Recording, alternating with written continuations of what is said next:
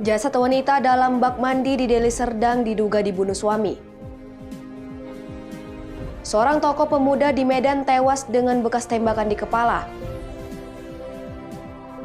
3 rumah warga di kawasan Sukaramai, Kota Gunung Sitoli hangus terbakar.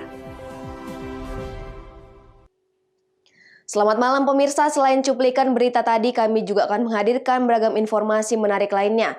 Bersama saya Ari Mustika, pemirsa, inilah Sumut hari ini malam selengkapnya.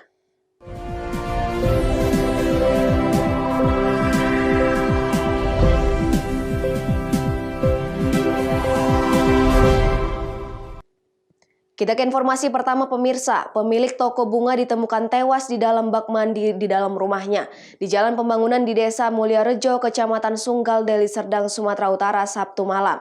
Korban diduga dibunuh suaminya sendiri. Warga Jalan Pembangunan Desa Mulyarejo, Kecamatan Sunggal, dihebohkan dengan ditemukannya jasad seorang wanita pengusaha bunga di dalam bak kamar mandi rumahnya dalam kondisi mengenaskan. Saat ditemukan, posisi kepala korban berada di bawah sementara kedua kakinya di atas. Wanita parubaya tersebut diduga menjadi korban pembunuhan. Jasad korban pertama kali ditemukan kakak kandung korban yang curiga toko usaha tutup sejak Sabtu pagi. Bersama warga, pintu rumah korban yang terkunci didobrak. Alangkah terkejutnya keluarga saat melihat korban dalam kondisi tak bernyawa di dalam bak mandi rumahnya. Polsek Medan Sunggal yang turun ke TKP langsung melakukan penyelidikan. Jasad korban kemudian dibawa ke Rumah Sakit Bayangkara Medan. Dari keterangan keluarga, korban diduga dibunuh. Sampai saat ini suami korban menghilang. Di dalam bak sudah tidak bernyawa. Kondisinya ya tangannya di bawah, jenazah di dalam bak, yang tangan kiri ke atas, tangan kanan ke bawah. Polsek Medan Sunggal hingga kini belum memberikan keterangan resmi terkait penemuan jasad korban yang diduga tewas akibat dibunuh suaminya sendiri. Wahyu Pratama melaporkan untuk Eva Rina TV. Sementara itu pemirsa, puluhan massa melakukan aksi demo ke Polsek Percut Setuan. Mereka meminta salah seorang terduga pelaku kekerasan pelecehan seksual pada anak di bawah umur berinisial IR warga Perumnas Mandala yang diamankan polisi untuk dibebaskan. Inilah aksi demo puluhan organisasi masyarakat yang mengatasnamakan Forum Islam Bersatu Sumatera Utara di kantor Polsek Percut Setuan, Deli Serdang, Sumatera Utara. Kedatangan massa ini terkait penahanan tersangka IR yang merupakan warga Perumnas Mandala yang ditangkap atas dugaan kekerasan pelecehan seksual terhadap anak di bawah umur pada 15 Februari lalu. Dalam orasinya, mereka mempertanyakan proses penangkapan Irwansyah di dalam rumah tanpa perlawanan dan tanpa membawa surat penggeledahan dari pihak kepolisian, serta adanya rekayasa dan keterlibatan oknum mantan Kepling Kelurahan Kenangan berinisial IEN. Kuasa hukum tersangka, Muhammad Ilham, meminta agar Kapolsek Percut Setuan membebaskan atau mengabulkan penangguhan penahanan terhadap tersangka IR tersebut. Nah, apa yang kita lakukan saat ini? Saat ini kita dari Forum Islam Bersatu, dari tingkat DPP, DPD, dan Divisi Hukum DPP yang hari ini menjadi kuasa hukum Pak Irwansyah, bukan mengintervensi kebijakan hukum, tapi hari ini kita mengedepankan nilai-nilai kemanusiaan. Dan Pak Irwansyah merupakan bagian dari keluarga besar kita. Beliau adalah penasehat DPC FIB DK Mandala. Jangankan orang lain, jangankan keluarga, orang lain saja pun kita dampingi dan kita perjuangkan hak-haknya. Sementara itu, Kapolsek Percut Setuan AKP Jan Peter Napitupulu menemui massa aksi. Dalam pertemuan kedua belah pihak, massa memohon surat penangguhan dikabulkan dengan alasan tersangka yang sudah berusia 70 tahun tersebut memprihatinkan dalam penjara karena kondisi tubuh yang telah mengidap penyakit bawaan. Apa tanggapan terkait kedatangan warga kemari, Pak? Baik, terkait kedatangan daripada Forum Islam Bersatu atas adanya kejadian pencabulan anak di bawah umur, di mana laporan polisinya itu pada tanggal 15 Februari tahun 2021. Mengenai tuntutan dari mereka tentang penangguhan penahanan, penyidik akan mempelajari dan mempertimbangkan. Kapolsek Mercusuar saat diwawancarai awak media menyebutkan pihaknya tidak sembarangan melakukan penahanan terhadap tersangka kasus tindak pidana serta akan mempelajari permintaan masa aksi. Wahyu Pratama melaporkan untuk Evarina TV. Informasi lainnya, pemirsa, pemerintah Kabupaten Batubara mengimbau warga untuk mensukseskan program pendataan keluarga tahun 2021 yang dilakukan oleh Badan Kependudukan dan Keluarga Berencana Nasional. Hal tersebut disampaikan Bupati Batubara Zahir saat menerima petugas pendataan keluarga di Rumah Dinas Bupati Batubara di Komplek Tanjung Gading. Demi kesuksesan program pendataan keluarga ini, Zahir meminta warga Batubara agar memberikan data yang benar kepada petugas. Program pendataan keluarga sendiri akan digelar secara serentak di Indonesia mulai 1 April hingga 31 Mei 2021. Pendataan keluarga bertujuan untuk memetakan kondisi setiap keluarga secara mikro, sehingga dapat meningkatkan kualitas keluarga di Indonesia dengan menekan angka stunting. Pendataan keluarga dilaksanakan pemerintah melalui program BKKBN, merupakan dasar dari pemerintah untuk merencanakan program pembangunan keluarga Indonesia. Ayo kita sukseskan pendataan keluarganya. Mari kita persiapkan identitas keluarga kita. Terimalah petugas kami hadir dalam pendataan ini dan jawablah pertanyaan dengan baik, jujur, dan benar. Karena berencana itu keren. 2 anak lebih sehat dan Batubara bisa. Taufik melaporkan untuk Evarina TV. Semut hari ini masih akan kembali sesaat lagi, tetaplah bersama kami.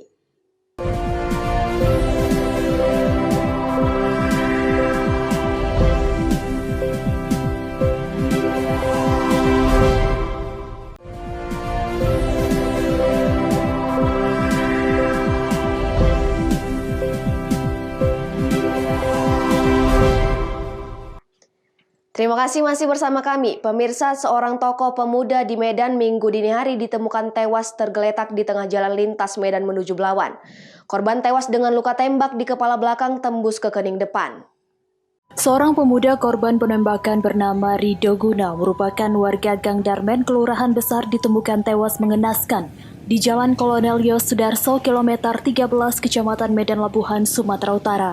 Korban yang mengalami luka tembak di kepala bagian belakang tembus ke kening depan ini sempat dilarikan ke rumah sakit terdekat. Namun nyawanya tak bisa diselamatkan karena luka yang dialami cukup serius. Saat ini polisi telah melakukan rekonstruksi dengan menghadirkan saksi. Usai dilakukan otopsi di Rumah Sakit Bayangkara, korban dipulangkan ke rumah duka untuk disemayamkan. Korban merupakan mantan pembalap dan aktif di berbagai kegiatan ini, meninggalkan seorang istri dan anak yang masih berusia 8 tahun. Paman korban mengatakan korban yang pergi keluar bersama rekannya untuk mengikuti balap liar sempat dikabarkan mengalami kecelakaan. Namun saat dibawa ke rumah sakit, korban tewas akibat ditembak di bagian kepala. Tadi malam jam 1 lebih gitulah. Dia memang ada di bawa kawannya keluar untuk biasalah anak-anak muda gitu balap lah. Setelah itu dibuat joki, tapi sebelum itu terlaksana kami dapat kabar katanya sudah meninggal, dikabarkan dengan kecelakaan lah gitu. Ternyata gitu dibawa ke rumah sakit dulu, bukan kecelakaan biasa, ternyata ada tembakan di kepala. Petugas kepolisian telah memeriksa saksi dan menemukan 2 buah selongsong peluru tajam yang digunakan pelaku. Diduga kejadian ini telah direncanakan. Wahyu Pratama melaporkan untuk Evarina TV. Pemirsa, 3 unit rumah warga di kawasan Sukaramai, Kelurahan Ilir, Kota Gunung Sitoli, Sumatera Utara terbakar Minggu sore. Tidak ada korban jiwa dalam peristiwa kebakaran ini, namun harta benda mencapai ratusan juta rupiah hangus terbakar. Video amatir warga menunjukkan detik-detik kebakaran hebat terjadi sekitar pukul 17 waktu Indonesia Barat. Dari kejauhan, tampak asap tebal membumbung di hunian padat penduduk, tepatnya di kawasan Sukaramai, Kelurahan Ilir, Kota Gunung Sitoli. Belum diketahui sumber api penyebab kebakaran ini, Tiupan angin yang semakin kencang di lokasi membuat api cepat merambat dan menghanguskan total 2 unit rumah warga.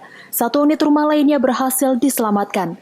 Upaya pemadaman oleh tim damkar terus dilakukan di lokasi guna mencegah luasan rambatan api ke rumah penduduk yang bertetangga.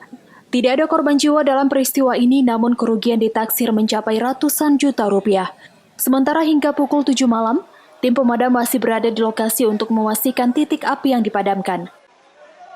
Kita menerima informasi kebakaran di kompleks Sukaramai, dan setelah kita datang itu ada 3 unit rumah yang terbakar. Dan setelah kita mendengar dan kita datang ke lokasi dan menurunkan 3 unit mobil damkar dengan personil penuh serta bantuan dari air dari BPBD. Tadi waktu kita datang angin masih dalam keadaan besar sehingga kita kesulitan, tapi penanganan selesai dalam waktu setengah jam dan 1 jam pendinginan. Haugo Manozega melaporkan untuk Eva Rina TV. Pemirsa, Bupati Batubara Zahir mengunjungi Yayasan Pesantren Yafizul Quran dalam menyalurkan bantuan berupa sembako, buku, kalender, dan uang tunai. Kedatangan Bupati Batubara Zahir bersama abang kandungnya Haji Oka Saiful Abdul Jalil disambut salawat bahdar para pengurus Yayasan Pesantren dan santri-santriwati.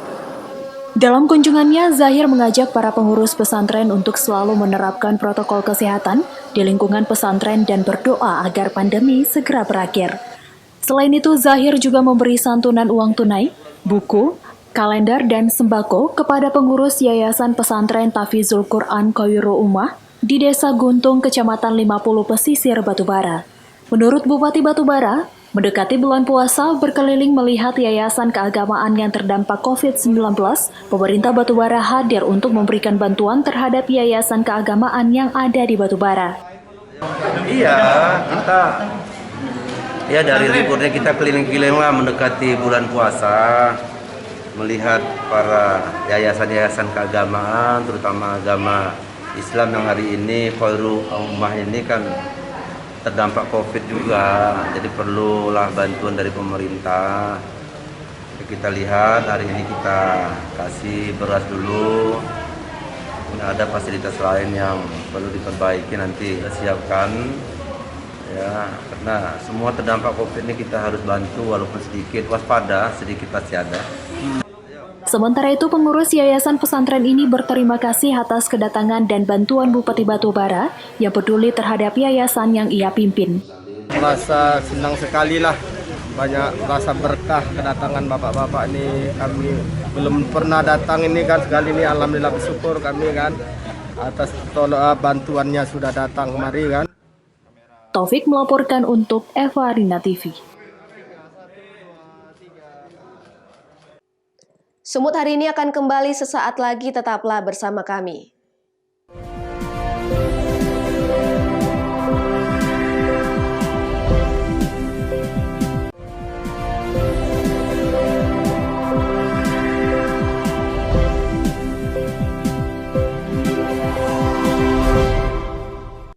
Terima kasih masih bersama kami. Pemirsa, surat permohonan pembongkaran 27 rumah di Desa Sigapiton, Dusun Silangleang oleh Mangatas Togi Butar-Butar, salah satu perwakilan dari keturunan Opung Ondol Butar-Butar, ditolak pihak DPRD Toba karena lahan dan rumah masih dalam proses hukum.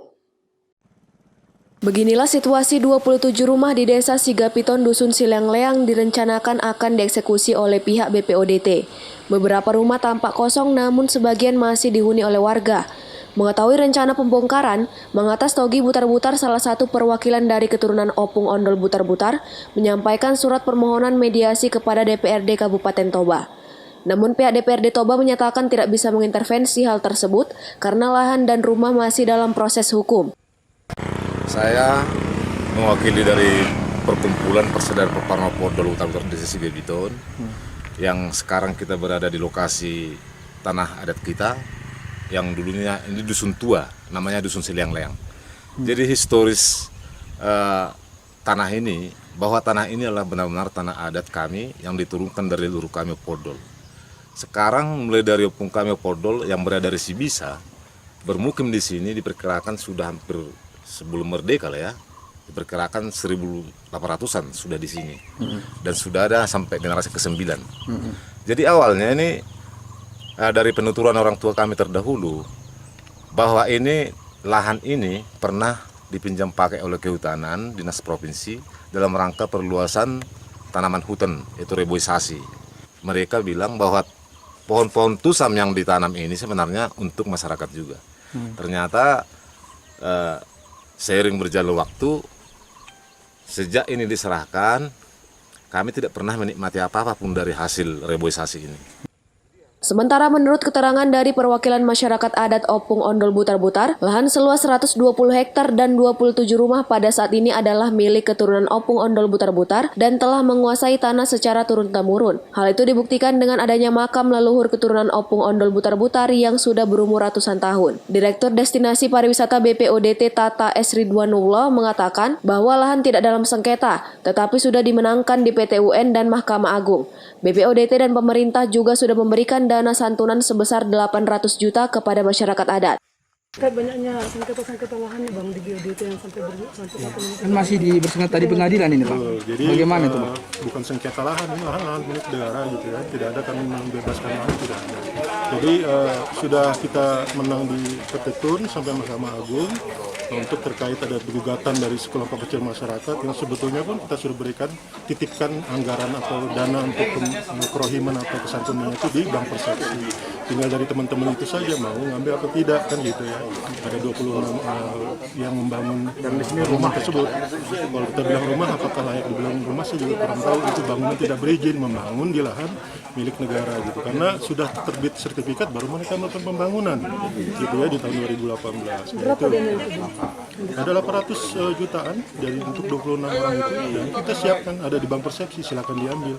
Sedang teman-teman yang lainnya sudah selesai kan kita berikan santunan dan mereka sudah tidak mempermasalahkan. Jamarlin Saragi melaporkan untuk Evarina TV. Pemirsa, Menteri Pariwisata dan Ekonomi Kreatif Sandiaga Salahuddin Uno berangkatkan 30 orang peserta Diklat Hospitality ke Bali. Para peserta akan berangkat pada 10 April mendatang untuk dapat berinteraksi langsung dengan pariwisata Bali yang terkenal dengan kearifan lokal. Menteri Pariwisata Sandiaga Uno menjelaskan keberangkatan 30 orang peserta Diklat Hospitality ke Bali adalah bentuk dukungan dari Kementerian Pariwisata untuk meningkatkan kualitas SDM guna destinasi pariwisata dari destinasi super prioritas Danau Toba. Ke-30 peserta akan mengikuti Diklat Hospitality di Politeknik Pariwisata Bali selama 8 bulan. Sandiaga Uno berharap para siswa yang menjadi peserta Diklat mendapatkan wawasan global, yaitu SDM terbaik pariwisata Danau Toba, yang tetap mengedepankan kearifan lokal serta menjunjung tinggi nilai budaya dan adat istiadat masyarakat sekitar Danau Toba. Sandiaga Uno juga berharap dengan SDM yang terbaik akan mampu membangkitkan perekonomian dari keterpurukan akibat pandemi COVID-19 melalui sektor pariwisata.